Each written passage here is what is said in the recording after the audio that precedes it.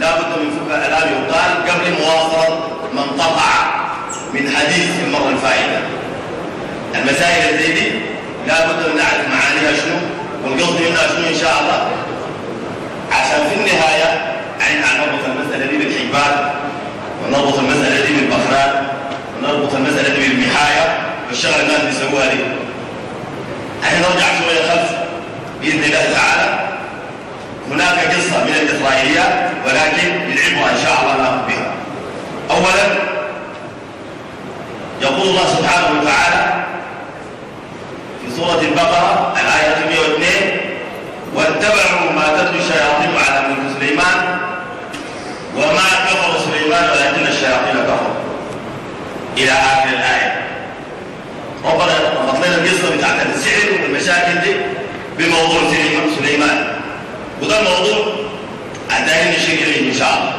المسائل دي قيل والله أعلم في قديم الزمان كان سيدنا سليمان يصلي أو يسجد لله سجدتين كل يوم، بعد النهاية بتنبت شجرة في موضع السجود، فبيسألها سيدنا سليمان: من أنت ولماذا خلقت؟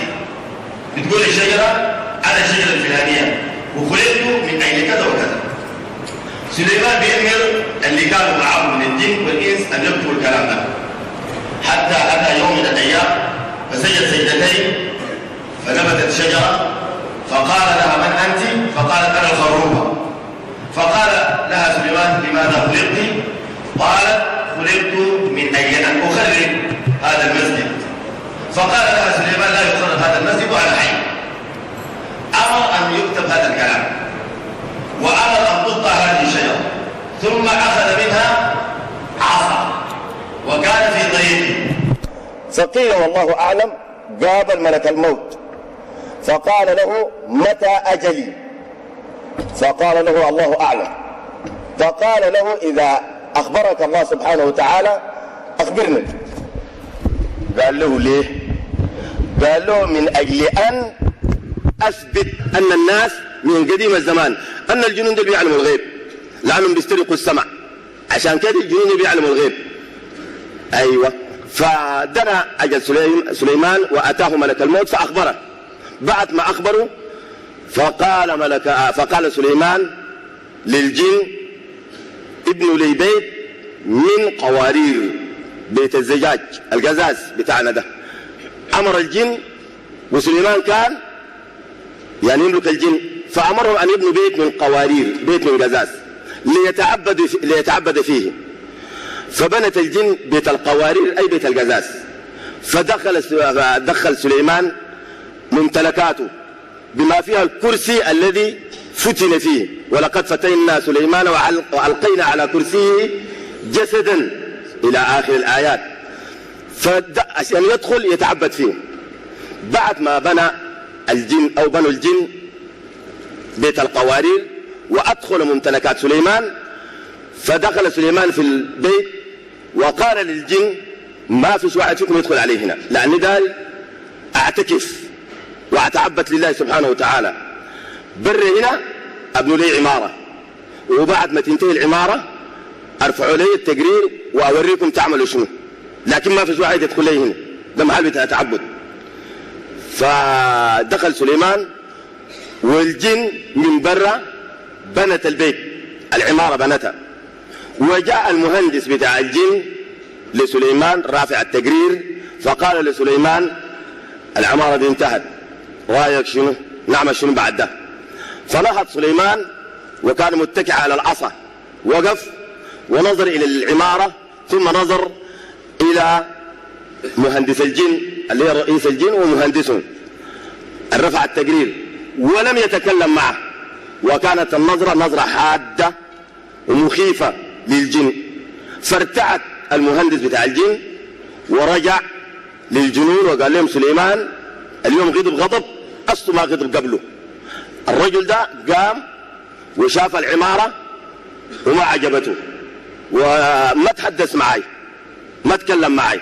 يبقى الراجل زعل، وسليمان اللي زعله فيه لو طلع ما بخلي فينا نفاخ نار، أحسن العمارة دي نكسرها لأنها ما صح، لو صح كان نظم أو أدى أي إشارة. نظر لي نظرة أصله قبل كده ما نظر لي.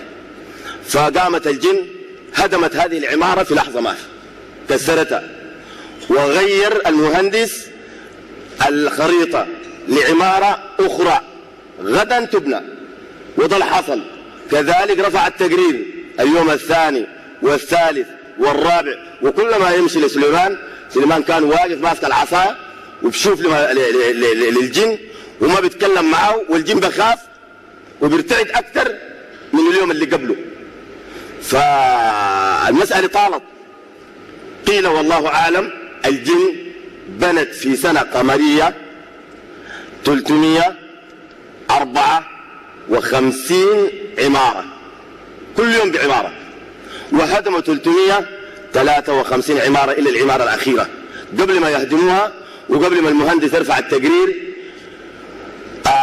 أتت دابة اسمها العرضة وأكلت من عصا سليمان التي كان يتكئ عليها، قرقرتها سوت له زي الكسرة، فاتكسرت العصا وخر سليمان صعقة، أي وقع، سليمان وقع. الجن لاحظت الشغلة دي، واحد من الجن شاف سليمان وقع، جد أكد تماما من خلف القارور أو خلف البيت بتاع القزاز أن سليمان ده مات. فأخبر زملائه من الجن: يا أخوانا سليمان ده ظاهر عليه مات. كيف؟ قالوا والله يهوداك وقع، أمشي شوفوا. الجن جاء طوالي دخلت ولقت سليمان مات. وعاشوا في المكان فساد.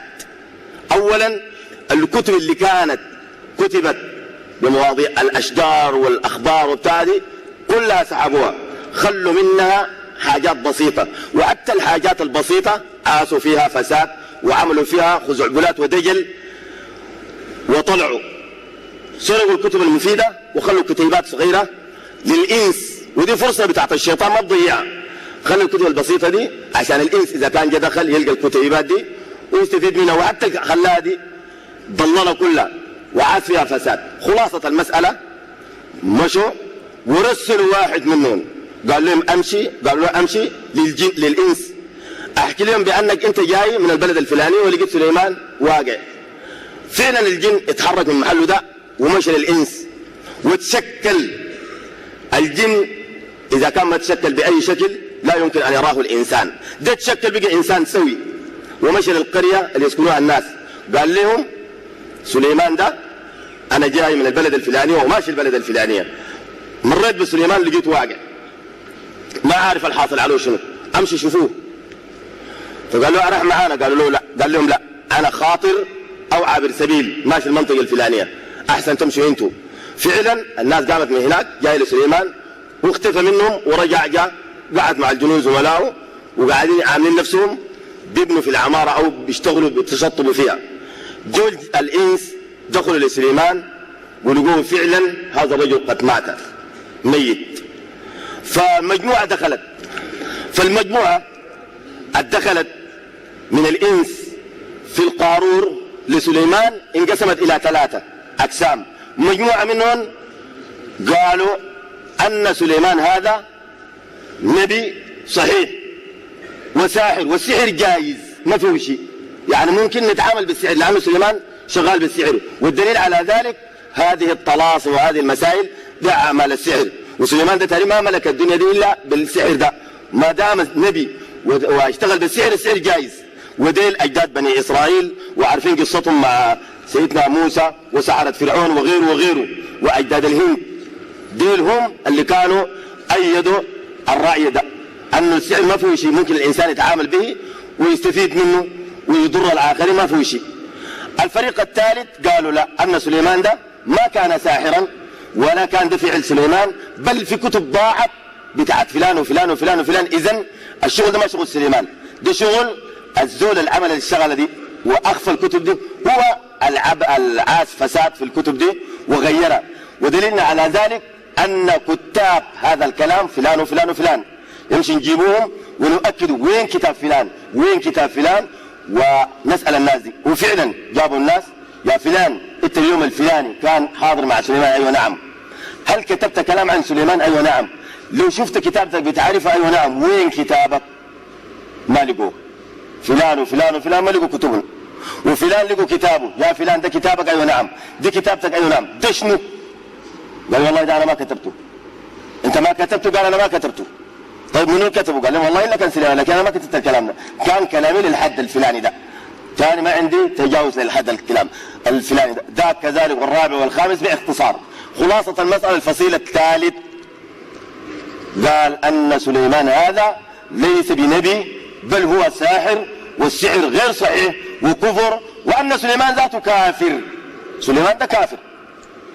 والفريق الأخير ده رد لهم رب العالمين في الآية 102 من سورة البقرة: واتبعوا ما تتلو الشياطين على ملك سليمان وما كفر سليمان ولكن الشياطين كفروا يعلمون الناس السحر وما أنزل على الملكين ببابل إلى آخر الآية.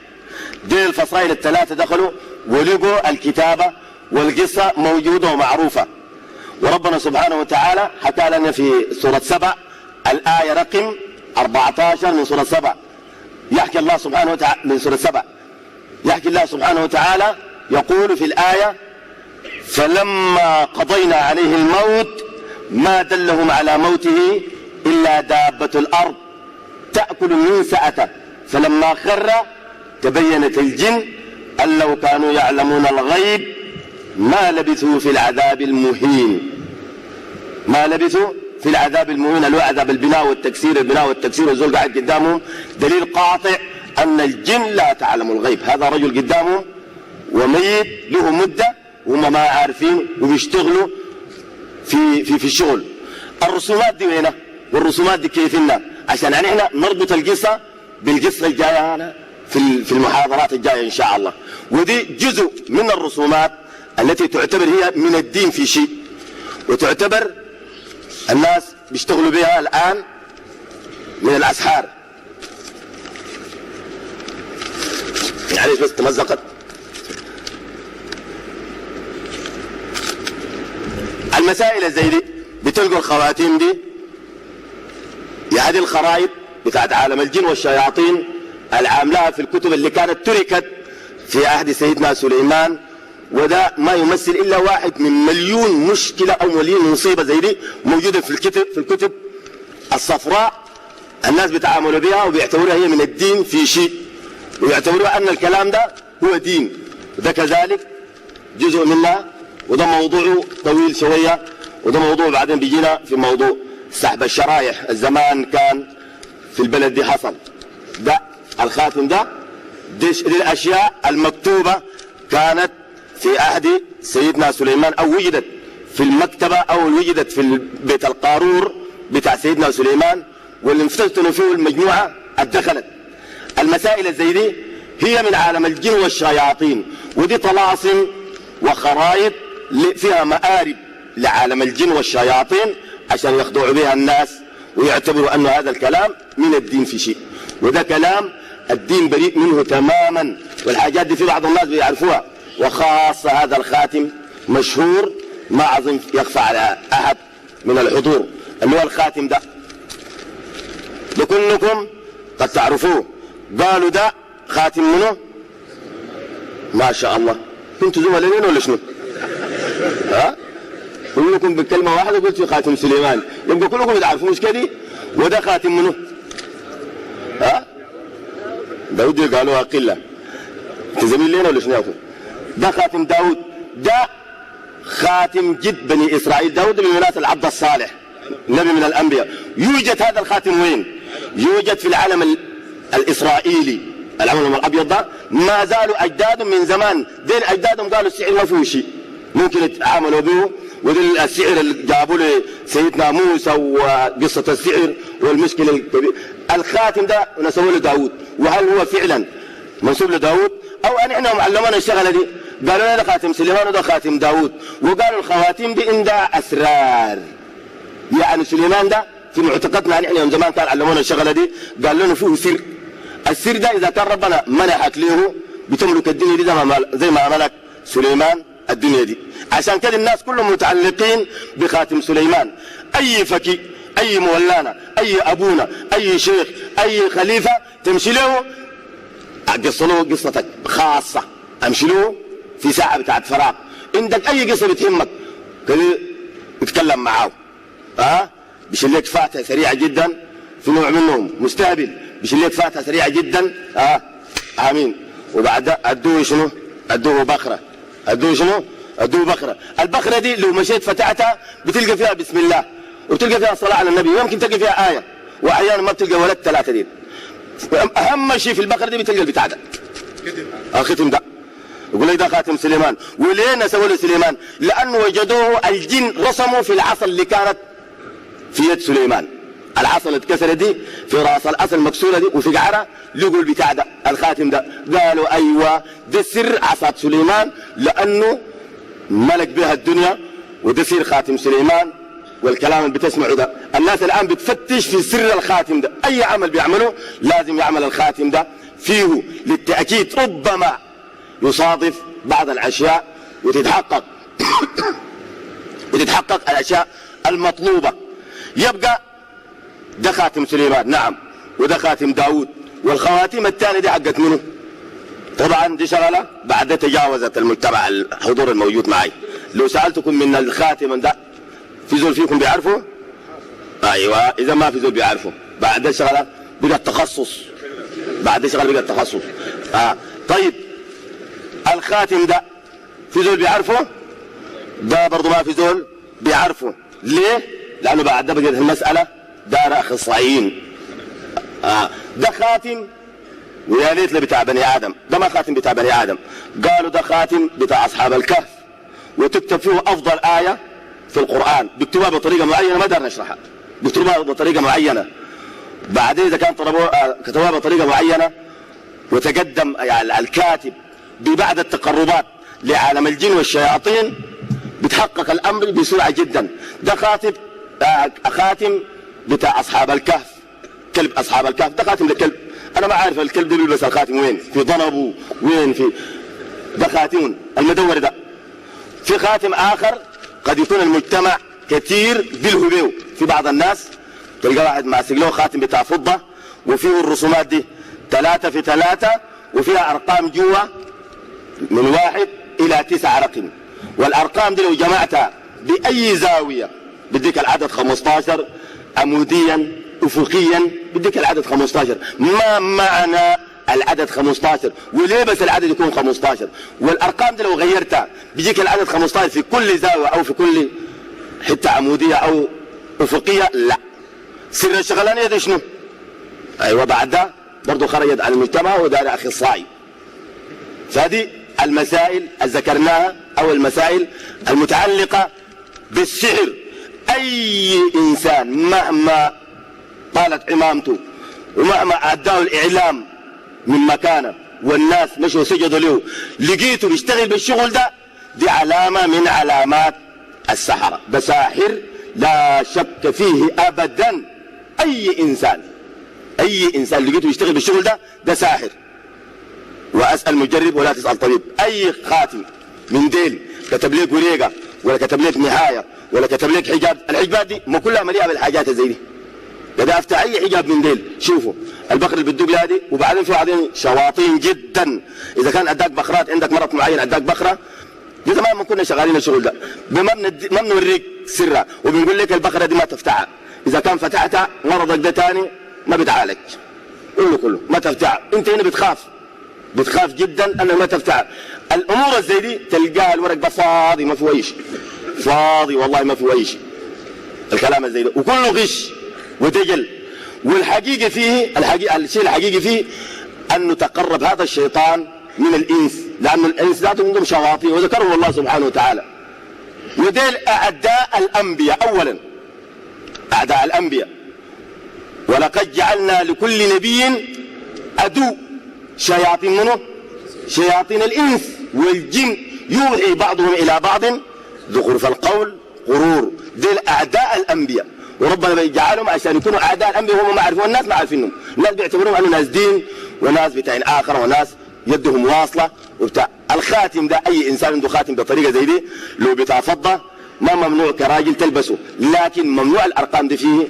يا اخي كن بيهمك امره ودوه للسائق خليه يمسح الكلام ده، ما ممنوع البس، لكن ما تبيعه ومرسوم فيه الرسم ده، وما تهديه ومرسوم فيه الرسم، وما تقعه لانه بيلقاه اخر بيلبسه. امشي امسحه خلوه طبيعي جدا والبسه ما في مانع.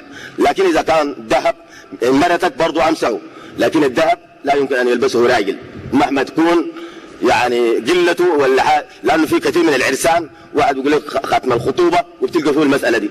انت يا اخي الذهب ده حرام عليك ما تلبسه، عريس ولا ماك عريس. خلاصه المساله المسائل دي كلها ما عندها علاقه بالدين، دي كلها امور بتاع شياطين وخرائط للشياطين مآرب فيها. وبعدين هنجي عندما نحتاج ان نسحر لنا انسان او نحتاج ان نعمل سحر معين، حجاب كان او بخره او محايه عشان تتحقق والكلام ده يكون نجيض، بنلجا للاشياء زي دي اللي هو موجود عندنا في الكتيب الصغير ده، وقصته كان حكيناه لكم وريناكم له. دي كلها مليء بالخرائط زي دي، ودي كلها من عالم الجن والشياطين في الخلاوي، في دخول الخلوه اي الاعتكاف بالصوره الحكيتها المره اللي فاتت. فده توضيح وعلاقه السحر بالدين وده علاقته. طيب المسائل زي دي لو فرضنا انه قلنا خاتم سليمان ده الواحد ده نتكلم عن ده خاتم سليمان معروف. طيب هو خاتم سليمان مش خاتم سليمان، كذب ودجل وافتراء، وسليمان ما مالك الدنيا دي والخواتيم ابدا. سليمان دعوه دعاها لرب العالمين وربنا استجاب. ولقد فتنا سليمان والقينا على كرسيه جسدا ثم اناب قال ربي اغفر لي وهب لي ملكا لا ينبغي لاحد من بعدي انك انت الوهاب. فسخرنا له الريح تجري بامره رخاء حيث اصاب والشياطين كل بناء وغواص واخرين مقرنين في الاصفاد هذا عطاؤنا، عطاء رب العالمين. امسك فمنن او امسك بغير حساب، بغير حساب دي قلتها بمغوصين. يعني سليمان ملك الدنيا دي او ملك الشياطين وغيرهم بدعاء دعاوا لرب العالمين وربنا استجابوا وعداهم ملك غير محدد. يعني سليمان ممكن يتكلم مع اي شيء، مع النمل مع غيره مع الانس مع الجن ايوه مش بالخواتيم. وده دجل ما هو خاتم سليمان. وعشان تعرف ده المسائل دي دجل في خواتيم هنا انا نوريكم لها بعد شويه. دي كلها نسبت لمنه؟ طبعا نسبت لسيدنا محمد صلى الله عليه وسلم، وتلقاهم ما متفقين فيها زي الخواتيم دي.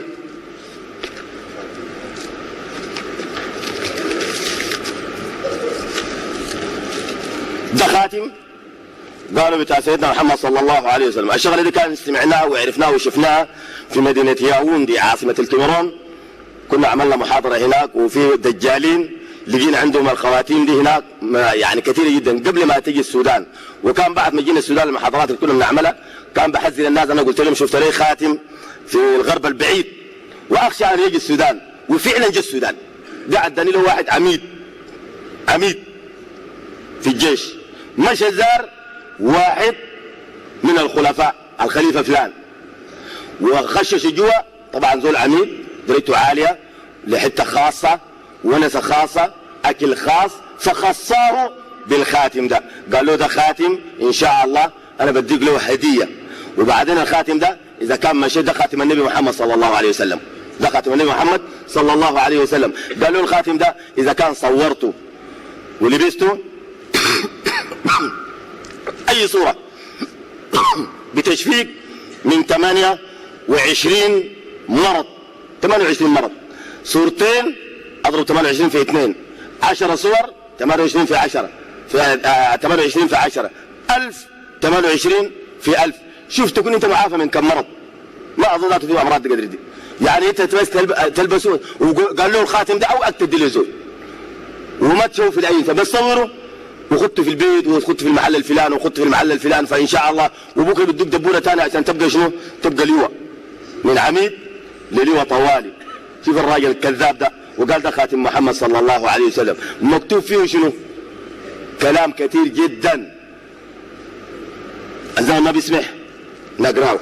طيب ده خاتم اخر اداني له وكيل وزاره برضه مثلا نفس الشخصيه، لا اسف لشخصيه ثانيه برضه لمناسبه حصلت للشخصيه دي برضه خصاه بالخاتم ده. شوف الخاتم ده والخاتم ده واحد وكلهم منسوبات لسيدنا محمد صلى الله عليه وسلم. حتى الكتاب المطبوعه دي لو الواحد فيكم جا قراها الناس القريبين شايفينها انها بتشير على خاتم النبي محمد صلى الله عليه وسلم. ياتوا خاتم، ده خاتم شكله غريب وده خاتم شكل مثلث وكلها منسوبه لسيدنا محمد صلى الله عليه وسلم. ده قال خاتم النبوه. في خاتم ثاني برضه منسوب لسيدنا محمد صلى الله عليه وسلم عشان تعرف الناس دي بيسووا في شنو. ده برضه خاتم بتاع محمد صلى الله عليه وسلم. شوف الدجل ده كلام مش كذب. الناس دي ما يتفقوا، هم في بعضهم كده ما يتفقوا. ولا انا دارين الليله في المسجد هنا ان شاء الله نصوت. اول حاجه طبعا ديمقراطيه ولا شنو؟ نصوت الثلاثه خواتيم دي. وفي خاتم رابع ما عارف جدعناه وين برضه شكله بيختلف. يا هدى ده برضه خاتم لسيدنا محمد صلى الله عليه وسلم وموضوع طباعه وتيجي تقراه تلقاه منسوب لمحمد صلى الله عليه وسلم. ده خاتم يعني ده الاربع خواتيم كل خاتم بيختلف. معنى كده يعني احنا الان دارين في المسجد ان شاء الله نصوت لواحد من الخواتيم دي ويكون ده خاتم سيدنا محمد بالضبط كده. وعشان كان لقينا واحد في السوق سايم ديل لاشياء اخيره لهوى في نفسه نقول له يا اخي ده موسو اشربوا. علينا في مسجد شيخ محمد صوتنا واعتبرنا انه خاتم البجاده حق محمد صلى الله عليه وسلم. يا تو خاتم نصوت على الخواتيم دي بتاع محمد صلى الله عليه وسلم. اختاروا لي واحد الصغير. انا لله وانا اليه راجعون.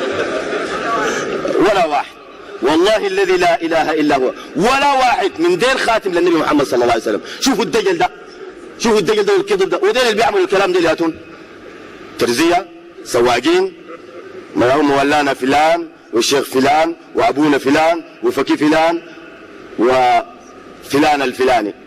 هم ديل بيعملوا الكلام ديل مولاد ناس الدين ذاته. ده دين؟ ده ما دين، ده دجل، ده شعوذه، ده كذب. والله ما انزل الله به من سلطان. وديل شياطين الانس وديل اعداء الانبياء. الناس دي بالضبط ابونا فلان بنعرفه بالاسم. والله مش له واحد جاب لنا منه الحجاب ده.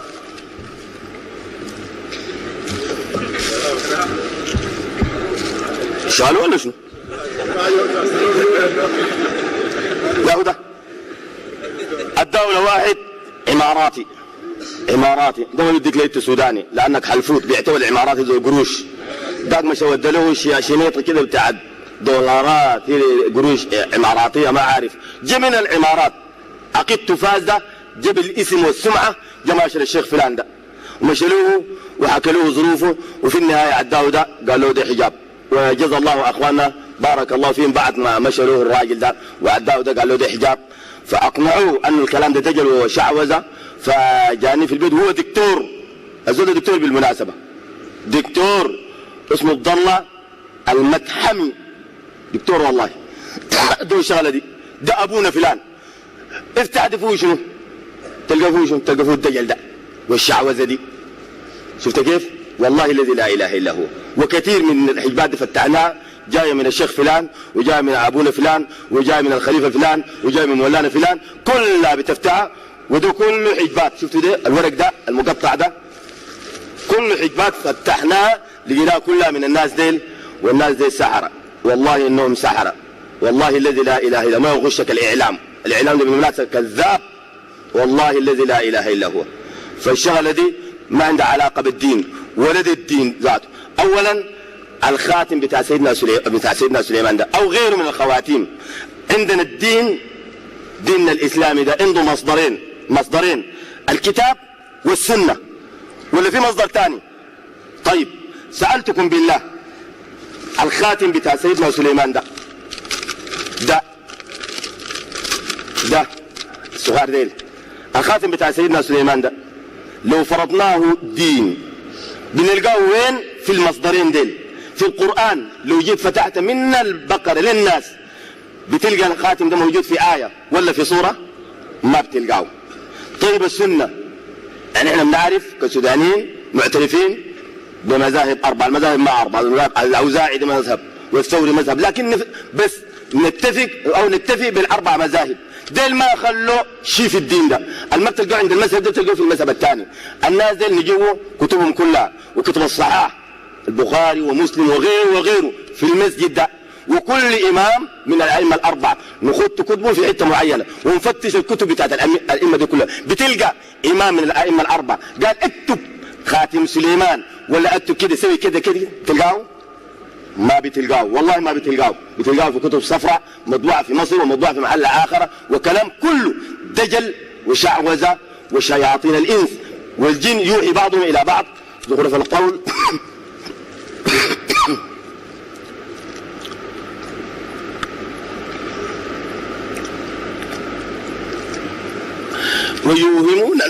ويوهمون الناس بالكلام ده، يقولوا دين وما هو دين، والله ما من الدين في شيء. والدين ده بتاع محمد صلى الله عليه وسلم. محمد صلى الله عليه وسلم كان يشتغل بالدين ده؟ ما كان يشتغل به. جهله أم علمه؟ دليل إذا كان عرفوا بلغوا ولا ما بلغوا. وهل محمد صلى الله عليه وسلم كتم شيء؟ ما كتم شيء. أمنا عائشة رضي الله عنها قالت لو كان محمدا كاتما شيئا لكتم قوله تعالى وإذ تقول للذي أنعم الله عليه وأنعمت عليه أمسك عليك زوجك واتق الله وتخفي في نفسك ما الله مبديه وتخشى الناس والله أحق أن تخشاه. لو كان محمد كاتم كان يكتب الآية دي. محمد ما كتم شيء ولا بيعرف شغله زي دي، ده دجل وشعوذة وسحر ما أنزل الله به من سلطان. فلنعتبر أنه ده نوع من الدين. الخاتم ده يا مولانا الكتبت الخاتم ده، سؤال بيطرح نفسه، ده فايت على الناس، ده دين؟ خاتم سليمان ده دين؟ أيوة نعم دين، فلنسلم أنه دين. أنت كتبت الخاتم ده، خاتم منه؟ قال لي خاتم سليمان. سؤال بيطرح نفسه للشيخ ده، أنت يا مولانا كتبت الخاتم ده، هل أنت من أمة سليمان عشان تشتغل بشريعة سليمان ولا من أمة محمد صلى الله عليه وسلم؟ هيقول لك شنو؟ يقول لك أنا من أمة سليمان. إذا قال أنا من أمة سليمان نقض محمد رسول الله، خرج برا من الدين ده. أي إنسان في الأمة دي يحاول يخرج نفسه من الأمة المفضلة دي، يتبع أي نبي أي رسول آخر، فقد كفر بالدين ده وخرج برا الدين ده نهائي، وما بيلحق بذاك ولا وخرج نفسه في دي، خرج نفسه من الدين ده. والله الذي لا إله إلا هو. ربنا ذاته سبحانه وتعالى ذكر لنا في آيات كثيرة تلك أمة قد خلت لها ما كسبت ولكم ما كسبتم ولا تسألون عما كانوا يعملون. انت ما تشتغل بشريعة سيدنا سليمان، انت عليك بس بالآتي: الإيمان بسليمان والتصديق بأنه نبي من عند الله سبحانه وتعالى، وبتتفق مع سليمان في العقيدة، لكن تاني لا بتصلي صلاته ولا بتصوم صومه. ربنا جعل لنا شريعة معينة نتبعها، ما قال لنا نتبع شريعة أي نبي آخر، ومش نتبع نحن. هم ذاتهم الأنبياء ديل لو كانوا حضروا النبي محمد صلى الله عليه وسلم ما وسعهم إلا أن يتبعوا سيدنا محمد صلى الله عليه وسلم. ودي قصة كلكم عارفينها، قصة سيدنا عمر بن الخطاب وقرايته لبعض الكتب، وزعل النبي صلى الله عليه وسلم، زعل منه وقال له أنت يا ابن الخطاب؟ والله والرسول صلى الله عليه وسلم قال الكلام ده، قالوا لو كان موسى موجود الآن لما وسعه إلا أن يتبعني، فكيف بالآخرين؟ يبقى نحن ليه بنرجع ونشتغل بالخواتيم دي حتى لو فرضنا بتاعت أنبياء؟ ما بنشتغل بها، وإلا دي شيء مدسوس، وده من الدجل في مكان. ده موضوع العلاقة بين الوريقات دي والحجبات اللي نجي نتكلم فيها في المستقبل إن شاء الله، بعد نكمل بقية الحديث المرة الفائتة، اللي هو طبعا عرفنا أنه في الدخول حصل أشياء معينة والحاجات المخيفة ذكرناها، لكن ما ذكرنا أشياء معينة اللي هي وقفنا في حتة بكرة الخروج. بكرة الخروج في شروط ذكرناها طبعا ولا ما ذكرناها؟ وقفنا في الضفدعة فقط. طيب قلنا أنه الضفدعة بتتغير، يعني من الضفدعة بتتغير شيء آخر وآخر وآخر وآخر، في النهاية الشيء بينقسم على جزئين. الكلام ده حكيناه، بينقسم لجزئين. نعم بينقسم لجزئين. أيوة بارك. طيب بعد ده بيكون الشروط، وحكينا الشروط ذكرناها الشروط. طيب بكرة ده يوم الخروج. أنا يوم خرجت طبعا من الخلوة، جاني الشيخ دخلني الخلوة ذاته ومعه واحد أكبر منه في الوظيفة أو أكبر منه في الدرجة بتاعت الاسم بتاعت الطريقة، فشالوني الاثنين لبسوني الملابس، وجيت طالع وقال لي غمد عيونك. غمد الطريقة اللي كنت سالكها الطريقة التجانية. الطريقة التجانية كنت تجاني من أقطاب الطريقة التجانية، تجاني من الطريقة قطب من أقطابها الأربعة. أيوات، واللي عندك رأي يا أخي؟ ايوه انا سامع كل طريقه عندها اقطاب براهم. الطريقه التجاريه عندهم اقطاب 4، والسمانيه عندهم اقطاب 4، والمرغنيه عندهم اقطاب 4، وانا ما اعرف. والدنيا كلها مقسمه على 4 جبل، انا ما عارف. كل الناس عندهم طريقه، والطرق اكثر من 20 ولا 30، وكلهم بيقولوا انه ال4 حقتهم ديل هم المسيطرين على الدنيا دي، وهم لهم حق التصرف، والاخرين بيقولوا الكلام ده. ما عارف حصل نزاع، ما حصل. شوفوا الكلام ده كيف، وشوف فكر في الكلام ده. اي ناس عندهم نفس الطريقه دي، وعندهم الاقطاب ال4 والاوتاد والنقبه والنجبه والاوتاد وغيرهم والمربين، كلهم عندهم الشغله دي. فانا كنت في الطريقه التجانيه. وقفت كمان في الضفدع، جاي تاكلك انت كان اخر حاجه. اي وقفت في الضفدعه، انا جاي داير تاكلني انا فتنا الحته دي، فتنا ذكرنا حتى الجزئين، الجزء الاول والثاني، صح؟ ايوه. طيب بعد ما انتهيت بيقول لك يا اخي الان طبعا الخطوه ذكرناها بتاعت امشي جيب وارسم الخاتم، ذكرناها مش كده؟ طيب ما ذكرتها الشيخ، ما ذكرتها الشيخ، دخلت الضفدع كانت مع الشيخ ما بالنسبه لي. طيب نرجع من الضفدع. خاتم سليمان. طيب نرجع من الضفدع. طيب الضفدع قلنا كبيره قدر الحافل 24 راكب، والضفدع دي تيجي تمثل بيك زي ما شفته انت عيانا بيانا وسمعا، بتشوف وبتسمع والحركه كلها انت مشاهدها. خلاصه المساله الخوف، الصدمه الاولى دي لو انت تحملتها تقدر تجيب مشكله، باقيين بتتحملين. خلاصه بعد انت تحملتها دي كلها بيكون من جزئين، جزء من الرقبه دي وتحت حيوان، سمكه، حصان، اي شيء، ومن الرقبه دي وفوق بني ادم، ودائما صوره امراه جميله بطريقه ما عاديه، شعرها بتاعتها غليظه وطويله للعرض، وهو الجزء الاخر ده حيوان. خلاصه المسألة بيقول لك غمض عيونك، بتغمض عيونك، بيقول لك ارفع عيونك في السماء، بتشوف السماء ومكتب بالحروف الابجديه من الالف للياء. بيقول لك ارسم هذه الكتابه في ورق، ده مهمه الورق اللي كان فاضي، ثم الحرف بتلقى على جانب اليمين رقم معين طلسم، وجانب الشمال رقم، بيقول لك سجله بعدين بتحتاج له. بعد ما تسجل ده كله بيقول لك غمض عينك، وده بيقول لك شنو؟ ده طرف اللوح المحفوظ، ده طرف اللوح المحفوظ. بعدها تخش في اللوح المحفوظ مباشره، تاخذ احكامك من اللوح المحفوظ، يعلمك من لدنه، وعلمناه من لدنا علما، تاخذ العلم اللدني، علم المكاشفات. المكاشفين يعني شنو؟ تكشف لهم الحجب، بيروا اللوح المحفوظ، يتحدثون مع الله، يتحدثون مع النبي محمد صلى الله عليه وسلم، ياخذون الاحكام من عند الله مباشره. دي الشغله كلها، وده صميم الشغل، ودي الحقيقه اللي هم قالوا فيها شنو؟ وعلم الحقيقه من اباح بسره للغير احضر ماله بعد الدم، لم يستطع موسى الكليم لخضره صبرا عليه فكيف بالمتعلم، بالاكل ادم قد يكون خليفه في الارض، يا بشرى له بالمطعم، سلم لقومك اي شيوخ، سلم تمام، وكن عبدا لهم واخشاهم كخشيه الضيغم. شفتها؟ سلم لقومك وكن عبدا لهم، عبد بدل لله للشيوخ، سلم نهائي، واخشاهم كخشيه الضيغم. الاسد، الانسان بطبيعته يخاف من الاسد، تخاف من شيخك زي ما بتخاف من الاسد، من الاسد. يعني انا بقول لك تخاف من الله زي ما بتخاف، لا، تخاف من شيخك زي ما بتخاف من الاسد. ده بيت شعر قالوا واحد، والناس الان بتتمايل به في المركبات وبتاع، خطير، وتلقى الانسان بيرقص في حاجات زي دي. ده علم الحقيقه. يبقى في النهايه بتكون غمضت عيونك المره الاولى، المره الثانيه غمضت عيونك طلع عليك خاتم صغير، قال لك الخاتم ده ارسمه، اللي هو الخاتم ده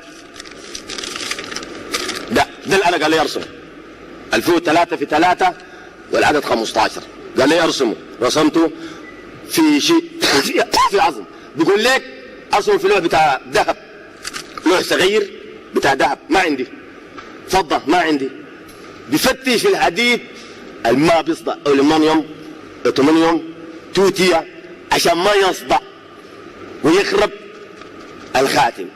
لو قلت له ما عندي اخيرا انا قلت له ما عندي، ليه كلين؟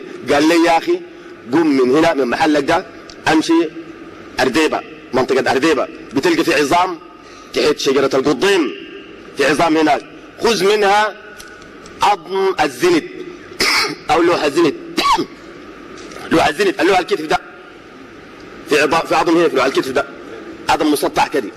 بيقول لي قال لي امشي شيء. قلت له يا اخي انا من هنا لغايه ارديبه المسافه دي بعيده ما ممكن انا امشي حتى واجي. قال لي انت ما عارف؟ قلت له ما عارف. قال لي انت بقيت اصحاب الخطوه. اصحاب شنو؟ اصحاب الخطوه. يعني شنو؟ يعني تخطو خطوه الثانيه تلقى نفسك انت في ارديبه. وارديبه دي من الموقع اللي انا قاعد فيه على الاقل 44 كيلو او 45 كيلو، ده اقل شيء. خطوه واحده تلقى نفسك هناك. قلت له يا عم شنو؟ قال لي قوم فوق. قمت فوق. الكلام ده كله بالليل. قمت فوق. قال لي ارفع رجلك الشمال اولا. رفعت رجلي الشمال. قال لي خدتها. خدتها. قال لي ارفع اليمين خدتها جنبها. رفعت اليمين خدتها جنبها. قال لي انت وين؟ لقيت نفسي انه في المنطقه. خطوه واحده. صاحي ولا نايم؟ صاحي.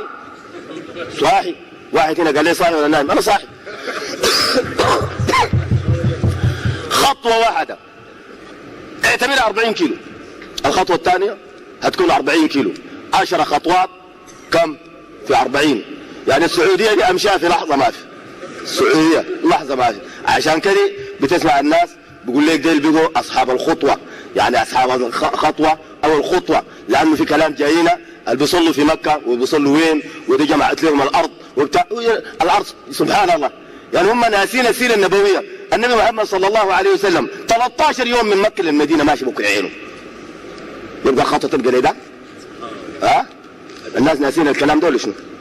ودي كان حوجه المفروض يكون له خطوه فورا من عند الله، ولو بقت تكون معجزه للنبي محمد صلى الله عليه وسلم. لكن تعال شوف الدجالين دي خطوه واحده ولا خطوتين بيقول لك انا مركت في السعوديه. مرك في السعوديه كلب كذاب. ما مرك في السعوديه والله. ليه؟ انا بحلف انها كذب. لكن يمكن قال لي مرك في دنقله بقول له صح. مرك في جنيانه بقول له صح. بارك الله فيك من جري ان شاء الله. مرك في جوبا بقول له صح. لانه عارف انا الجماعه الشغالين شغل دي الكفار من الجن، والكفار من الجن ما بيدخلوا مكه، ما بيمشوا مكه، لانه في جن مسلمين بيمنعوا الكفار من الجنون ما يخشوا. كما الان يمنع الانس الكافر المشركين لا يدخلون مكه. كذلك من الطرف الاخر في ديل بيتلاعبوا هنا لكن ما بيمشوا مكه، لانه ديل ما بيخليهم يخشوا مكه. يمكن يمشي بيبصوا في الطريق او يمشي بيبصوا في البحر الاحمر، لكن ما بيوصلوا مكه. كذاب. خلاصه المساله قال لي بيجيب من اصحاب الخطوه، وفعلا بيجيب من اصحاب الخطوه. ودي الكرامه الاولى لشخصيه انا المتحدث. دي كرامه، ده شيء خارق للعاده، كرامه. ودي ناس بيؤمنوا بها. الليله شفنينا وبعد شويه في كسره في محل الفلاني. سبحان الله، تدق موبايل اللي يقول لك شيخ حامد ده موجود معانا هنا. تستغرب فعلا الشيخ حامد ده ما عادي، ده ولي صالح طاير زي ما واحد نعم جسدا وروح ولا لا واحد هنا قال جسدا ولا روحا؟ جسدا يا اخي، روحا شنو؟ بالجسد. بارك الله فيك. خلاصة وبعدين جسدا ولا روحا دي ذكروا بها كثير منهم المتلاعبين بيقول لك ده روح الشيخ، روح الشيخ وليس جسده. عشان كده بتلقى واحد منهم من الناس اللي كانوا عقيدته فاسده وربنا سبحانه وتعالى هداه واهتدى للحق، يحكي عن نفسه، والله يحكي عن نفسه أن زوجته كان من النساء اللائي يطعهن الشيخ. بيجي بيرتكب الفاحشة مع زوجته وبيجي بيشوف الشيخ، يا شيخنا انت في غرقك الزمان لهسه المرة دي وده شيخه علمه بيزن في مرته، بيفتكر انه ده ما جسده، ده روح الشيخ. روح الشيخ تحل في هذه المرأة، لأنه عشان شنو؟ بعد الأولاد الذرية كلها تطلع صالحة، الذرية تطلع صالحة. الآن في منطقة بنوصفها لكم بالضبط، منطقة في غرب السودان، في منطقة اسمها كبم دي ما بتسمع بها إلا عند العسالة، ناس العسل بيقول لك ده عسل كبم دي. لو سألت منها ومشيت نيالة غرب نيالة أمشي كبم دي ذاتها في شيخ هناك الآن موجود إلا كمات قبليه 10-15 يوم. الآن الشيخ ده موجود، ده مهمته هو ولده مهمته، وشيخ قدوة ناس تقتدي له وتقول في الله وتقول في الرسول ولا تقول في الشيخ ده الآن مهمته. والله الذي لا إله، ده مسؤول منه الكلام ده أنا، والله الذي لا إله إلا هو. هذا الشيخ في هذه المنطقة أي زواج لا بد من يجي يحضر الشيخ ده نمرة واحد ويزوجه. بعد ما زوجه المرأة السيب الليلة الثانية حقت الأب، المرأة البكر اللي قبل كده هو متزوجة لعريس جديد الليلة الثانية بتاعت ولده. والله الذي لا إله إلا هو. شوفوا الشغله دي، شاب عمره كم 20 سنه مهمه الزنا بنساء العرسان. الليله الاولى عريس انت الزول اللي زوجتها بسنه الله ورسوله دي، الليله الثانيه دي تخليها للشاب ده يجي يبرك لك لانه حلت فيه البركه، يجي يبرك لك. شوفوا الشغله دي، الناس معتقده في حاجات زي ايمان قاطع، وده تتكلم في الله وتتكلم في الرسول وده تتكلم في ده. والله تمشي هناك تقول الشيخ ده كذي، الله اعلم، الموت عند الله، لكن الجروح فيها. شفتها شغله ذاتها عجيبه جدا جدا. خلاصه المساله بعد ما انا جيت وشعرتني الشروط دي وتشكل هذه التشكيلات وعداني الخطوه الاولى او الكرامه الاولى، مشيت جبت ورسمت هذا الخاتم بالليل وفي حته مظلمه ودفنته. الان انا عارف محله وين، بعيد من هنا اكثر من 7000 كيلو. الخاتم موجود الان مدفون في الارض، بعرف الا انا محله، ما في دول يعرفه. في العظم بتاع الزند مرسوم هناك. ده مهمته دي شفره بينه وبينه. بيقول لي اذا كان دايرين انا اجيب تعقد خنصرك، تعقد خنصرك. الخنصر يا هو ده اسمه الخنصر، وده البنصر، وده الوسطى، ودي السبابه، وده الابهام. تعقد خنصرك كده حركه انت ما بتفهمها. جيتني السلام عليكم ورحمه الله تعالى وبركاته، مرحب انا يا فلان، طوالي بعقد الخنصر ده وبعدت 4 اسماء. اولا اسمه شخصيا واسم زعيمه واسم شخص اخر واخر 4. طبعا الشغال ما اسمه شهسهوبي. بعد بقول الاسم الثاني والثاني عشان ما انا اقول الاسماء الثانيه ده عشان تقلدها انت باقي تجي تجيب لنا اسمه. بارك الله فيك. بيجي له بعد يطلب مني شغله دايره، بطلب منه انا شغله دايره، بيقول لي ارجع للكتيب اللي هو قبل شوي وريتكم له في الصفحه الفلانيه الخاتم الفلاني، ارجع للمصحف الصوره الفلانيه رقم الايه كده، اعمل كذا وكذا وكذا وكذا، اعمل الذبيحه الفلانيه واعمل واعمل واعمل واعمل. دي الشغله، بنرجع للاشياء دي. طيب بعد ده قال لي خلاص اتعرفت. طيب قال لي بعد ده انا داير امشي، وقبل ما امشي انت نجحت في الطرف الاول من الامتحان، بديك الطرف الثاني. الطرف الثاني الشروط، شروط تنفذ الان واحد الان عشان نعرفك انت معانا صح وناجح في بقيه الشروط. اما بقيه الشروط عند اللزوم عند الحوجه. طيب الشروط هي كثيره جدا واختصر منها بسيط منها. شروط تتعلق بالدين، يقول لك سب الدين، تسب الدين، تسب الدين، ولا سب الرسول، سب الرسل، سب الملائكه، سب الله، تسب. تشرط تنفذ الان، بتقول له وريني الشرط الثاني، بتشوف تقارن بين الشروط دي داير تنفذ الان يا شرط. ده بيملك لها الشيخ، بيقول لك لغايه ما يقول لك الشروط دي كلها، بعد اختار الشرط اللي انت داير تنفذه، لانه احتمال تختار شرط وفي واحد اسهل منه او ترى واحد اخر اخير منه، تنفذه الان عشان يعرفك معاه. بقيه الشروط عند اللزوم. عشان كده الناس اللي بيفتوا بان السحر يعالج بالسحر لو اضطريت، ممكن النشرة تعالج بالنشرة او السحر تفكه بالسحر، في علماء جوزوا الكلام ده. دي الأجهل ناس، لانه السحر لا يفك بالسحر. لانه السحر ليه يفك بالسحر او كيف يفك بالسحر؟ اذا كان الساحر الذي يفك السحر بالسحر اولا ان يشرك بالله، نمرة 1 يشرك بالله ويقدم تقربات لعالم الجن والشياطين، بعد ذاك الشيطان بيفك السحر بالسحر. فكيف انت تدعو انسان ان يشرك بالله عشان يعالج مرض دنيوي ويخسر الاخره والمرض الروحي؟ يعني انت بتعالج نفسك الان من مرض دنيوي ممكن انت تعالج منه، وممكن انت تكون بعلتك دي وتصبر عليه ولك الجنه ان شاء الله وتصبر على ذلك. لكن هل تستطيع ان تصبر على النار؟ لا تستطيع ان تصبر على النار. ليه؟ لانه في شرك، والشرك ده ربنا ما بيغفره، الشرك ربنا ما بيغفره. طيب نرجع لموضوعنا. بيقول لك او قال لي مثلا سب الله، موافق؟ قلت له موافق. تسب الرسل، موافق؟ ايوه موافق. تسب الدين، ايوه موافق. ما تقول لا. قلت لا، اعترضت، صرت انطرد او سقطت. وده الكلام اللي زمان قلنا عشان الناس ما تسال تقول المساله دي ليه انت ما عارفها بطاله وليه بتقولها، لانه في شيء غرزوه فيك سابقا. ما تعترض فتنطرد. مساله امتحانات تنفذها، بعد ذاك يا اخي انت في المستقبل تعرف كل شيء. الان ما تتكلم، ما تسال. ليه؟ في المستقبل هتعرف، وانت بتتوقع انه في المستقبل تعرف حقيقه المساله دي وتلقاها فعلا مساله يعني كلام عادي ساكت. دي الحته اللي يوصلوك لها، لانك لو قعدت تسال وبتاع وتتاكد يمكن تعترض ويمكن ما ترضى بالمسائل زي دي. لا، هم اول حاجه بربطوك تمام بالحجج وبالكلام المعسول الكويس عشان يقنعوك عشان تنفذ كل شيء. ده شروط يتعلق بالدين. شرط اخر يتعلق بالصيام، وده الشرط اللي انا نفذته في نفس اللحظه. صيام بقول لك ما تصوم، ما تصوم. ليه ما تصوم؟ هو الصيام ده انت في حقك هل هو مفروض؟ لا، ما مفروض. ليه؟ لانك انت دخلت من دائره التكاليف الشرعيه.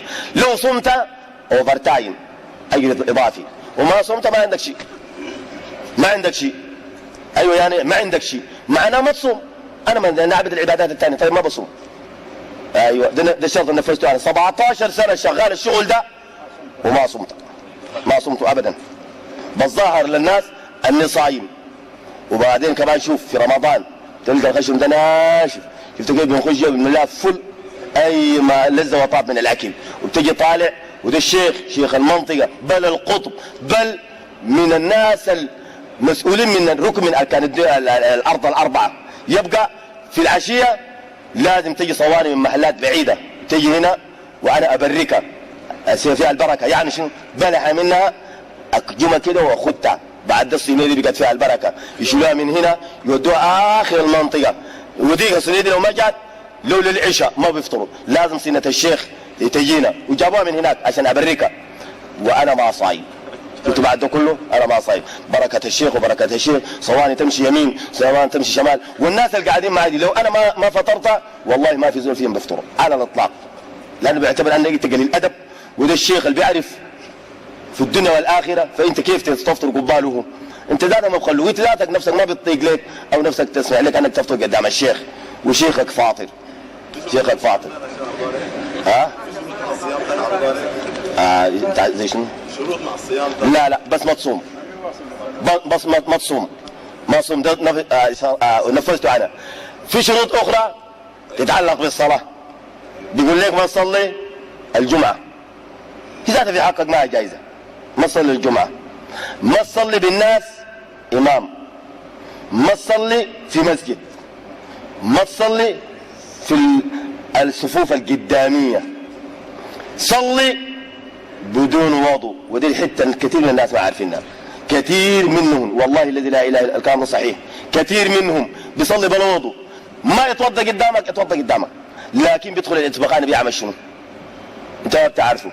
في نوع من الناس من ديل يخش الاتباخانه يتبرس ولا يبول وما يغتسل خالص، بيلويصوا. بيجي شفت كيف؟ وبيجي طالب بيغسل لي اضافره ديل ولا يدينه ديل. انت بتفتكر انه الزول ده عمل شيء جوا واغتسل؟ لا ما بيغتسل.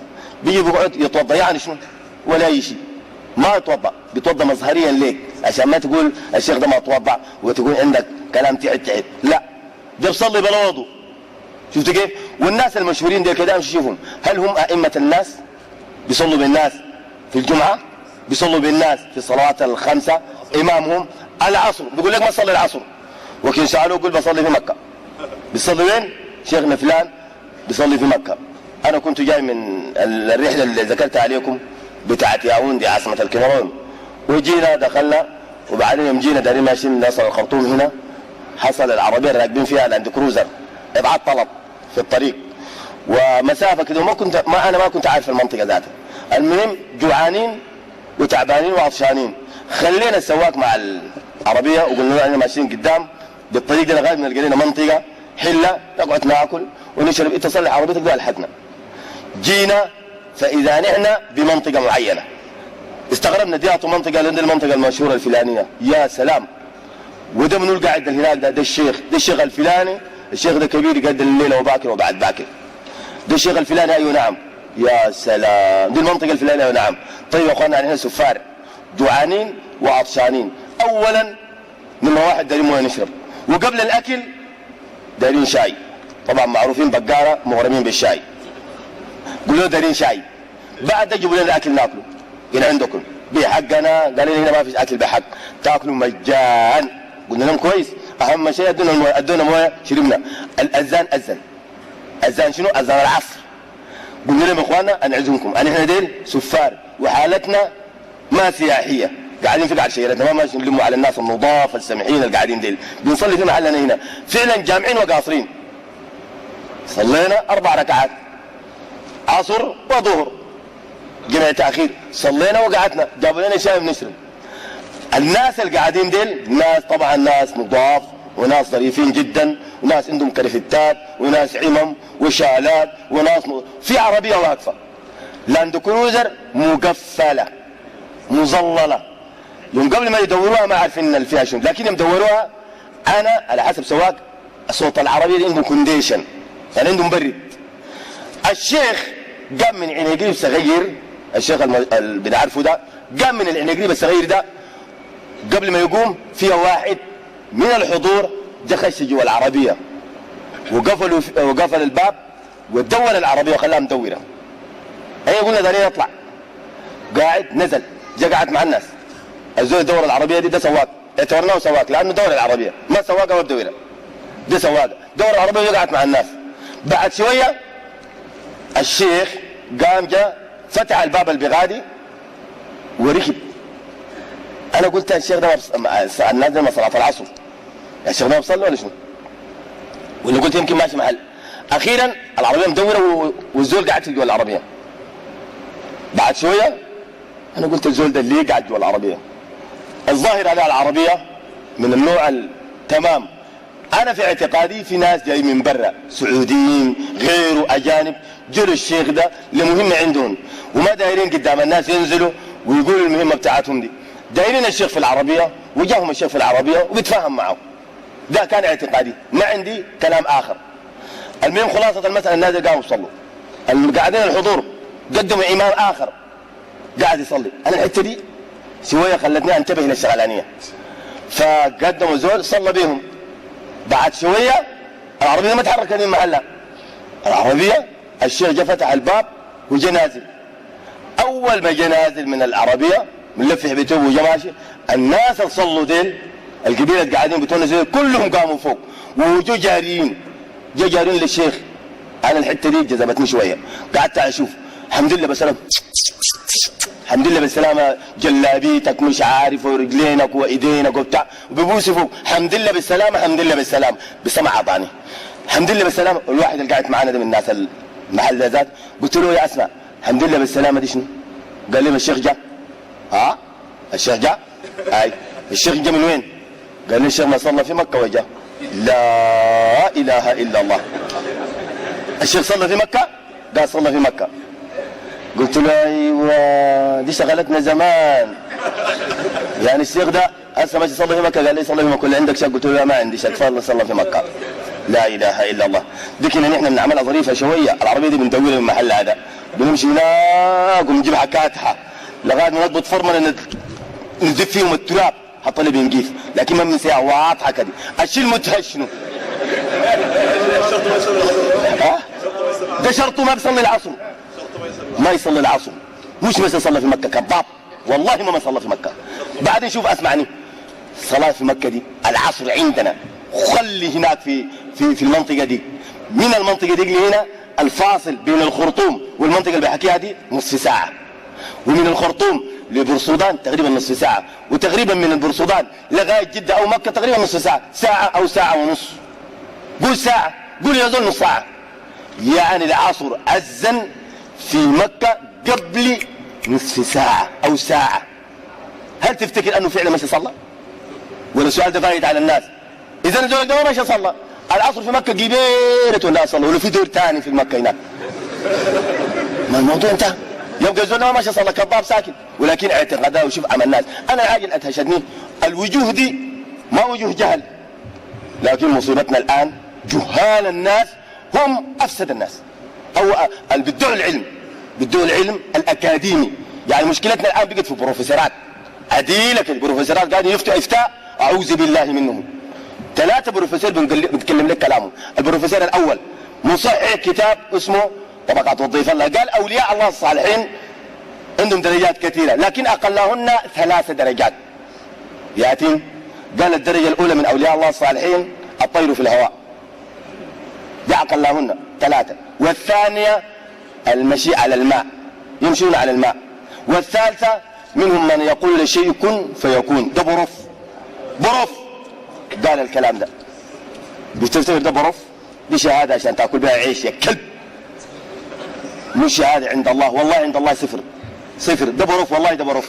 البروف الثاني الآن متزعم طريقة جديدة، وإن شاء الله نثبت لكم الخداعات اللي تعملت الطريقة الجديدة. طريقة جديدة جات البلد اسمها الكزنزانية.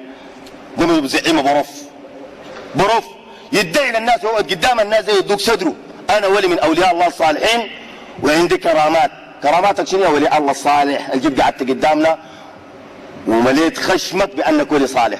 من كراماتي، ودي عشان انت ذاك تخش معي في طريقتي دي وتبقى من اولياء الله الصالحين، اول حاجه تبايع 50 من طريقه من الطريقه بتاعتي 50 شيخ. 2 حتصل المرحله دي. مرحلتك شنو وكراماتك شنو؟ كرامه عباره عن معجزه، والناس ما فرقوا بين الكرامات والمعجزات. اي شيء خارق للعاده بتكون في متناول اليد، واحيانا ما بتكون في يدك، بتتحدى بها الناس، دي ما كرامه، دي شنو؟ معجزه. المعجزات بتحدى بها الناس، بتكون للانبياء والرسل، مش كده؟ ما بتكون للولي الصالح اللي بتحدى بها الناس. ده هو بيتحدى بها وبيقول كرامه، دي ما كرامه. دي اذا كان معجزه قول لنا دي معجزه عديله عشان نؤمن بك، وبعدين اثبت لنا انك انت نبي صح. لكن قال دي كرامته شنو؟ قال اولا بياكل البلاستيكه دي بتاعت الكهرباء دي، اللمبه دي، يجيبوها له بيمضغها بياكلها تيته ببلعها بتشوفها عين، بتشوف بعينك. والكرامه الثانيه هذا الرجل البروف، كرامته الثانيه بيطعنوه بسكين اطول من سكينه دي، بيطعنوه من هنا ولغايه ما بتطلع بهنا، والدم سايل بتشوفه بعينك، وتشم ريحته تلقاها دم، وبتجي طالعه بجزء من المخ تشوفه سايل، العجينه بتاعت المخ دي تشوفها سايله من السكين، وشوف عينك ويهودا قاعد قدامك. دي كرامه. قال من كراماته يوميا بيستعمل الشغلانيه دي في اي مجتمع، يتحدوه يقول له كرامتك ما صح ولا زول طوالي بيعمل لهم الكلام. الكرامه الثالثه بوصلوا فيه الكهرباء، بتولع فيه اللمبه بتاعت البيان، بتولع فيه وبرضه ما بتضره، بيقول لك خلاص دي برضه كرامه من كرامات. ودي اللي بتفتش الناس وبتخوف الناس. كهرباء تولع في بني ادم، لمبه تتولع في بني ادم وما تسوي شيء، فعلا الزول ده ولي من اولياء الله الصالحين، لا خوف عليهم ولا هم يحزنون ويدع سره في عطف خلقه. دي الان موجوده بتولع بغف. تخيل الكلام ده كويس. والله انه الدجل، والله الذي لا اله الا هو انه السحر. طلبنا معاهم مناظرات، النائب بتاعه وافق والرئيس ده البروف ده رفض، وما زلت انا على كلامي. ولا بد المحاضره دي اذا كان وافق، لو فيكم زول هنا بيقدر يوصلنا لهم وبيقنعهم عشان يعملوا محاضره ومناظرات، مستعد تحت اي لحظه وفي اي مكان، ويحشر الناس ضحى ان شاء الله، ويصل كل الاعلام، ويكونوا بشرط الشرطه حكومه تحضر المساله دي للحمايه، يعني ما يكون في حرج ومرج، لانه هيحصل موت. انا متاكد والله ان شاء الله ده تكون له اخر لحظه له في الحياه البروف ده، لو عمل معي مناظره، لانه في خدعه انا هسيئها فيه وهيموت باذن الله تعالى. لكن رفضوا. تنفذوا لنا عندكم بيوصلنا اليوم، ما عندنا مانع. للان انا ما زلت في كلامي. طيب شرط الاول تحضر هذه المناظره الحكومه. ثانيا طبيب. اسعاف لي شنو؟ لا اله الا الله. اسعاف يسعفوا لي شنو؟ ثانيا طبيب. ثالثا قاضي عشان يجي يتنازل هو واولياء الدم اذا حصل موت هو متنازل، وانا كذلك بتنازل. كويس؟ يقبل بالشرط ده. ليه الطبيب لشنو؟ يفحص الشخصيه دي. لو الدوره الدمويه ماشيه بالعكس، لو مسك الكهرباء دي كده ما بتعمل له اي شيء. اي زول الدوره الدمويه بتاعته ماشيه بالعكس، الكهرباء لو تمسكها باياديك ما بتعمل لك اي شيء. خذ المعلومه دي. في زول هنا كهربجي علم ثابت يا ثبتوا الجماعه هنا منكم، ما تقولوا ده تابع لنا، ده علم ثابت. لكن يمكن الدوره بتاعته ماشيه عاديه، هيموت الزول ده باذن الله. الثانيه ده مهمه الطبيب.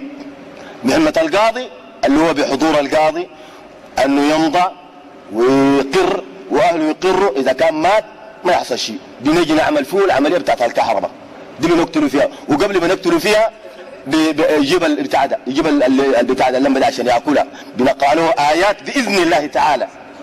بإذن الله تعالى هتبطل. ده سحر التخييل. وخيل إليه من سحرهم أنها ده نبي عديل شاف المسألة وشاهده وخاف. خلي انت بشر عادي ما بخوفك بها ولا إعلام ما بخوفك بخوفك. نبي ذاته خاف. وخيل إليه من سحرهم أنها تسعى فأوجس في نفسه خيفة موسى قلنا لا تخف إنك أنت الأعلى إلى آخر الآيات. طيب الثانية اللي هي مشكلة شنو؟ مشكلة بنبطلها البتاعة دي والسكين بنبطلها بالآيات دي بإذن الله تعالى زي ما أبطلنا أشياء كثيرة هنجي أحكيها لكم هنا. حجات بتحجب صحيح وعشان يكون البيان بالعمل دي الحتة اللي ما فيها الشرك ولا فيها سعر وممكن أنا أثبتها لكم بالعمل. إذا كان في زول عنده حجاب بيحجب صح ما مغشوش زي كثير من الناس خاشنهم أن الحجاب بيعمل لك كذا الحجاب بيعمل هو عامل لابس وهم ساكت لكن في حجاب بتحجب صح. في الحجاب دي في حجاب بتحجب صح. عشان كده كثير من الدعاة وللأسف الشديد ما عارفين الحتة اللي بيدعوا في بعض المناطق وبيقولوا ما فيش حجاب وما فيش حجاب بتحجب من السكين ولا السلاح ولا بتاع. لا أخي ده ما شأنك انت ما تتكلم في الكلام ده. انت كلامك تثبت للناس أن الحجاب دي شرك تثبت للناس أنها كفر تثبت للناس أنها من عمل الشيطان لكن ما تقول ما بتحجب ما تقول ما بتحجب يا داعية ما تقول ما تحجب. انت موحد بتكون ضد التوحيد ده انت بأسلوب ما عندك قوة خبرة. لأنه شنو كثير من الدعاة والغيرة بتخلوه أنه يقول ما فيش حجاب وبتمشي لمحل زي ما تحدونا في منطقة اللي ذكرناها قبل شوية مدينة ياوندي جابوا لنا حجاب بيتحجب. طيب انت جيت قعدت للناس زي ده قلت لهم ما فيش حجاب بيتحجب وجاك واحد اثبت لك انه حجب بقيت نكسل الدعوة ولا ما بقيت نكسل الدعوة؟ بقيت نكسل الدعوة. انت قول للحجاب ده كفر وشرك بالله وده الحقيقة يعني كفر وشرك وضلال وعالم جن وشياطين بيشتغلوا الشغل ده عشان كده بتتحجب وعشان كده بتختفي وعشان كده بتعمل شيء فلاني. لكن فالمسألة مسألة الشياطين. خلاصة المسألة ده بروف. البروف الثاني يتشدق في اللحظات الفائتة يقول في الإعلام وذاته يتراقص يقول في الإعلام أن المسجد الما فيه قبة أو المسجد الما فيه قبر مسجد منزوع البركة. شوف الراجل الضلالي ده ضلالي ولا ما ضلالي؟ والله ضلالي وألف ضلالي. مسجد ما عنده قبر جوا يعني مسجدكم ده بتاع الشيخ محمد ما عنده بركة لأنه ما فيه شنو ما فيه قبر جوا هنا لازم يكون في قبر جوا هنا. شوفوا الناس زي ضلال دي البروفيسورات شوف مشاكلنا ذلك والله ما دي اللي بيخافوا الله ها والله ده حديث النبي صلى الله عليه وسلم علماء جهال إلى آخر الحديث عارفين كلكم. خلاصة المسألة دي الكرامة الأولى أو دي شروط أخرى. الشرط الثاني أو غير الشروط ذكرناها شروط تتعلق بالمصحف الشريف. ولو تابعته قبل سنتين أو سنة وشوية أو 3 سنوات كان طلعنا مصاحف منها مصحف في الحاج يوسف ومنها مصحف في طريق الجيلي ومنها مصحف في وراء مقابر حمد النيل بأمدرمان. ده من الشروط أنك تلبس واحد من المصاحف دي في كرعينك وتخش الإبخانة ولا تمشي تقرأ في المصحف ده ذاته ولا تقول فيه. انتوا قايلين الكلام ده بعيد يعني في الغرب البعيد غرب السودان ولا الغرب الإفريقي المشينا له هناك مع اللي اشتغلنا الشغل ده قالوا لنا هناك الكلام ده هنا ده والكلام ده جوا العاصمة دي والله الذي لا إله إلا هو جوا العاصمة دي هنا موجود الكلام ده وكان جابوه في الجرايد متابعين. حتى سمعت قصة المرأة دخلت للواحد السعي في خشمة وجابوها الدكتور. دي مشكلة كلها مشاكلي أنا كنت بتكلم فيها دي كلها. شوفوا الشغلانية دي كيف هنا ده الموجود الآن هنا مصحف تشيله تبول فيه أو تمني فيه وبوصفوا لك معلم معين وزي ما بصراحة أنا بكون معكم صريح بقول لك تمشي تعمل تنكح يدك تطلع المني في يدك وتشيل كبه في الآية الفلانية كبه في الصورة الفلانية تكتب له الآية الفلانية تزيد له الشيء الفلاني. توافق؟ أيوة توافق. موافق؟ أيوة موافق. ما توافق اعترضت فتنطرد. امتحان. أيوة ده يتعلق بالمصحف. مسألة أو شرط ثاني يتعلق بنفسك شخصيا تعمل شو ترتكب الفاحشة مع إحدى أقربائك امرأة أمك أختك بنتك خالتك عمتك من الطرفين يعني تنظفين شنو عمتك أخت أبوك أو عمتك زوجة أبوك تعمل واحد من بعدين فاحشة جدتين الأب أو الأم طرف ولدك يا أخي تقول مرتك تسوين أي طيب الشيطان ذاته هو اللي يكون الفحل وانت تكون الشيخ يكون المرح. وده كثير من الشيوخ اللي بيدخلوا في بيت الادب بيطول وبيجيك عرق سايل، ده بخش بيعمل مع الشيطان الشغلانيه دي، والله الذي لا اله الا هو. زي الشيخ محمد بن عرف ده موجود وين؟ في الخوجلاب. في الخوجلاب اسمع كلام مسؤول منه انا. في الخوجلاب ده شيخ لا بصلي في مسجد ولا في جماعه ولا كذا، وعامل له غار تعب يتعبد فيه، ده لا جمعه لا جماعات لا، بس قاعد في محله ده. شفت كيف؟ وهروش عنده في الشوالات، ودول الناس تيجي تزوره. زول يا اخي فرض الجمعه ده ما بيمشي يصلي، تيجي انت تزوره تقول ولي صالح. الجمعه دي فرض عين لاي مقيم ونصيح، فرض عين. ما بيمشي يصلي الجمعه، في جماعه ما بصلي، في مسجد ما بصلي وباني مساجد، وبعد ما تفتكر انه الشغل ده كنا شغالينه ما عندنا اعمال بتاعت خير. لا، انا بقري 186 شخص ما كنت شغال الشغل ده، بنفق عائل ايتام ارامل صدقات عجيبه بالمره، وده الشغل بتاعي. وكثير منهم الان شغالين الشغل ده، والناس عندهم هوس انه زود بيعمل الخيرات دي كلها. معقول ضلالي والف ضلالي. وربنا ذكر كثير من الناس دي، كثير من الناس دي ربنا ذكرهم في القران، وقدمنا الى ما عملوا من عمل فجعلناه هباء منثورا. وكثير من الايات بتوضح انه الناس دي ضالين، وفي ناس زي دي وربنا يختم لهم بسوء الخاتمه. خلاصه المساله دي شروط، ذكرنا شروط منها بتاعت الزنا دي. وقبل كده لو سمعتم في مجله جات من المملكه العربيه السعوديه، مجله فيها قصه بتاعت ولد حمل امه، صح ولا ما صح؟ دي قصه غريبه جدا، وقصه سبب فيها سوداني مشى من السودانيين اللي بيعرفوا الخبره دي من الشروط وبتاع. ده شرطه مشى اول حاجه مشى هناك كسب قروش عجيبه. الان الشخصيه دي في نياله مشهور جدا، الشخصيه اللي عملت المسائل دي. مشى للسعوديه هناك، ولما في السعوديين الاطفال وغيره وغيره وغيره اقنع هذا الولد بتنزيل قروش. فقال له كيف تتنزل القروش؟ قال له كذا وكذا وكذا وكذا، تخش في كذا وكذا وكذا بيجوك. فالولد طوال قام يشتغل بالشغل ده، وفعلا جاه الروحاني وكلمه وقال له تعمل كذا وتعمل كذا وشروطنا كذا كذا. اختار الولد زنا امه، ابوه مات قبل 5 سنوات وغيره ما عارف، وهو واخته وامه الثلاثه. المهم دي قصه طويله ما داير قصه، لو في مجال ان شاء الله نقصها فيما بعد ذكرون لها. خلاصه المساله ترتكب جريمه الزنا مع احد اقربائك او معك انت ذاتك، فدي شروط وفي شروط غيرها، لكن المجال لا يسع وما دايرين نطول للناس اكثر من كذلك ان شاء الله. فنجي في الجمعه الجايه ان شاء الله نتكلم عن الكرامات بتاعت التالي الاربعه والخمسه كرامه، اللي هو بعد الخروج. واول ما جيت طالع شفت شنو؟ شفت ابريق، اللي هو ابريق بتاع الركوه بتاع الطين ده هناك. ومن الكرامات اللي بتحصل في اليوم ده انك لما تجي تغمض عيونك اول ما جيت طالع زي ده تفتح عيونك، اول شيء تشوفه بتحل فيه البركه، يكون مبروك. شفت كلب، شفت انسان، شفت الانسان اذا كان شفت انسان لا ممكن تكون فيه بركه وبس، تكون فيه بركه. والانسان ده هيكون قوس، هيبقى قوس من القوسيه في المستقبل. طيب انت لما تيجي طالع بتشوف اول حاجه بتحل فيه البركه. انا جيت طالع شفت واحد كان جاي بيحتفل بيه من نيجيريا اسمه عمر الفوتي، شيخ مشى قضى حاجته في الخلاء وجي شايل ابريق بيده اليمين، ابريق بتاع ركوه. فانا مغمض عيوني، ده ماسكني ده يمين وده ماسكني الشمال. قال لي الشيخ فتح، وفتحت زي ده شفت الابريق لانه كان فيه علامه سوداء، هو احمر جديد وفيه علامه سوداء. قال لي شفت شنو؟ قلت له شفت الابريق ده. الابريق ده؟ قال لي قلت له اي. قال لي الابريق ده اذا حلت فيه البركه. الشيخ ده ما سعيد، لو كان سعيد كان تشوفه قدام الابريق عشان بيكون القوسيه، لكن حلت البركه في الابريق. الابريق ده حلت البركه فيه. قال لي نعم. البركه جاء انت بتجي تبوس ومرتك بتجي تبوس وعيالك وبتاع، وبعد شويه اباريقك في الدخانه بغادي وفي الفضاء بغادي، وكلهم بيجي براهين واقفات جنب الابريق ده. الابريق يطالع يتنطط كده، الابريق ماشي مباشره لغايه ما يخش البيت الثاني والثالث والرابع والخامس. كل الاباريق بتاعت المنطقه بتجينا في المحل ده.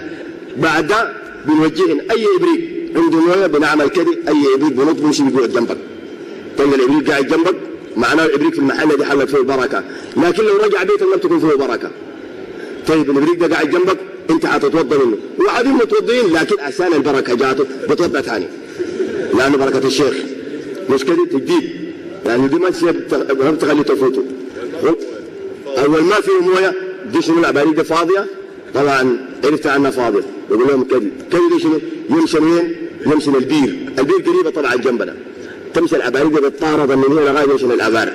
أي إبريق لو جيت وقفت في خشم البير بشوف الإبريق ماشي من هناك ووقع جوا البير دي جوا، بتسمع المويه بتصير دق دق دق دق دق دق جوا المويه، بعد بيتملي ويجي طاير براو يطلع برا، يجي طوالي يمشي هناك يجيب في الصف عشان يتوزع. انتهت الصلاة بتاع الأباريق رجعت محلتها، أباريق أي إبريق رجع براو. بعدين اعتمنا لين بنفس الطريقة، دي كرامة من كرامات الولي الصالح القاعد قدامكم، ولا عندكم رأي؟